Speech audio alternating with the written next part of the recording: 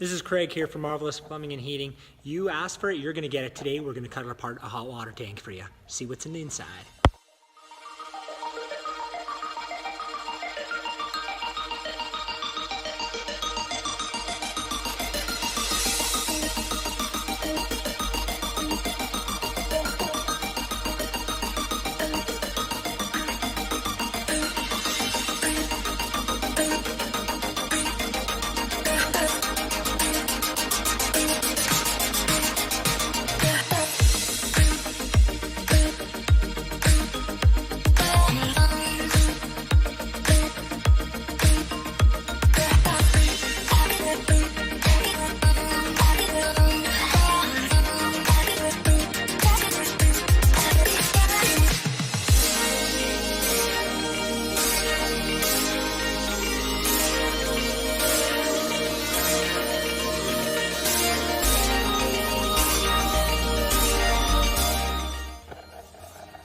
So this tank we just cut apart, it's only 8 years old. It's still gross on the inside. There's still a lot of crud and debris.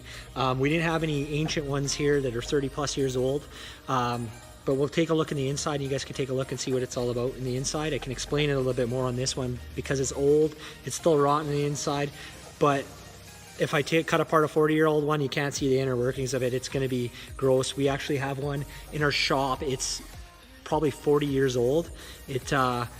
It's an old ream. We talked to Ream. They're going to give us a replacement because we stick in ream all the time. So we're going to cut that bad boy apart and see what's inside. But this one that we cut apart, we'll show you how the inner workings of a hot water tank works.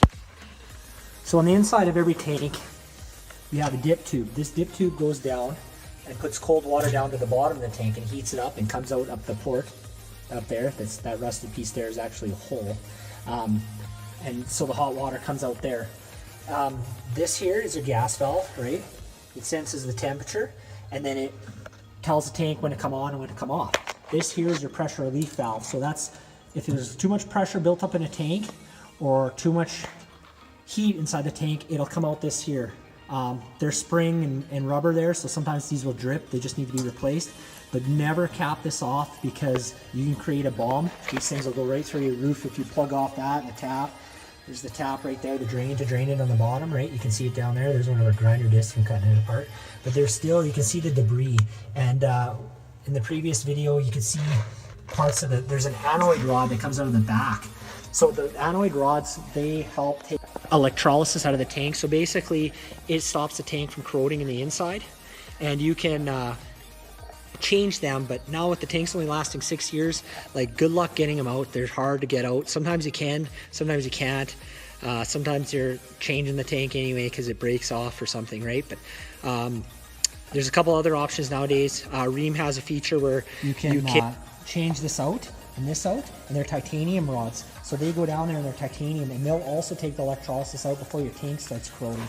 As you can see, like these things are welded. It's just steel. It's just a steel pot with a fire underneath. That's why they don't last long. See, it's corroding from every single weld they have, this one ruptured at the bottom. There's a hole in there somewhere. We could probably suck it out and find it. But anyway, workings of the hot water tank. We're gonna post this for people at home.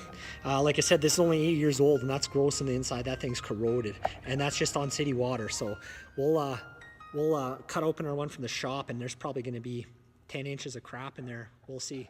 Stay tuned for the next video.